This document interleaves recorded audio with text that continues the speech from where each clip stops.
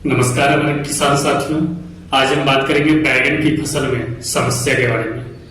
आइए जानते हैं। पत्तों का मुड़ना, प्याली जैसी आकार का हो जाना, पत्तियों के आकार में कमी, तनों का छोटा हो जाना, शाखाओं में ज्यादा वृद्धि, पौधों का विकास को रुक जाना और पौधे झाड़ीदार हो जाते हैं। इसमें आप थियामेथोक्साम 25% WG का इस्तेमाल कर सकते हैं। पत्तों का मुड़ना और पीलापन हो जाना, इसका लक्षण: चूसक कीट का प्रकोप, पत्ती के किनारे की ऊपर की ओर मुड़ जाती है और जले हुए धब्बों के साथ पीले रंग में बदल जाती है। इसमें आप एसिटामिप्रिड 20% SP या फिर आप इसमें थियामेथोक्साम 25% WG का इस्तेमाल कर सकते हैं।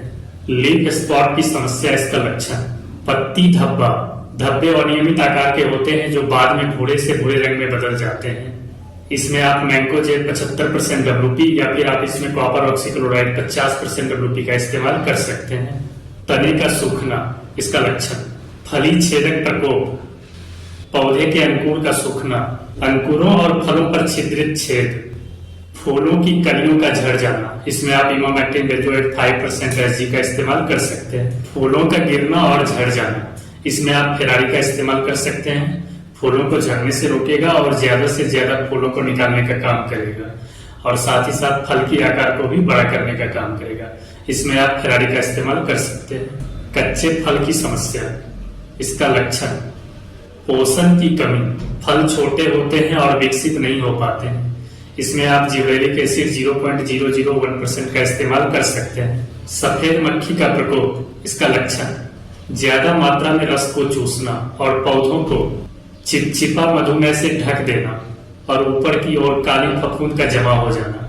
इसमें आप थियामेथोक्साम 25% WG या फिर आप इसमें एसिटामिप्रिड 20% SP का इस्तेमाल कर सकते हैं। पेड़ सूख रहे हैं तो इसमें फफूंद जनित रोग का प्रकोप है। इसमें आप कॉपर ऑक्सीक्लोराइड 50% WP का इस्तेमाल कर सकते हैं।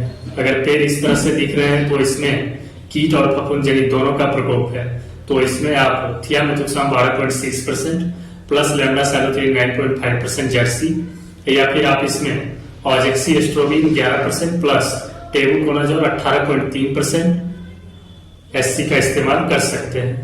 अगर पेड़ इस तरह से दिख रहा है तो इसमें फफूंद जनित रोग का प्रकोप है। इसमें आप थियोकिनेट मिथाइल 70% WP का इस्तेमाल कर सकते हैं।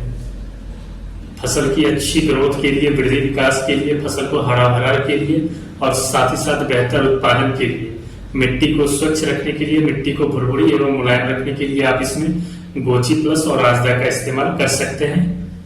बेहतर से बेहतर फसल को रखेगा, साथ ही साथ हरा भरा रखेगा, फसल को मजबूत रखेगा। जड़ों का बेहतर विकास के लिए आप इसमें टैरीगोल्ड का इस्तेमाल कर सकते हैं। इसमें दो तरह के माइकोराजा पाए जाते हैं, एक्टोमाइकोराजा और इंटोमाइकोराजा।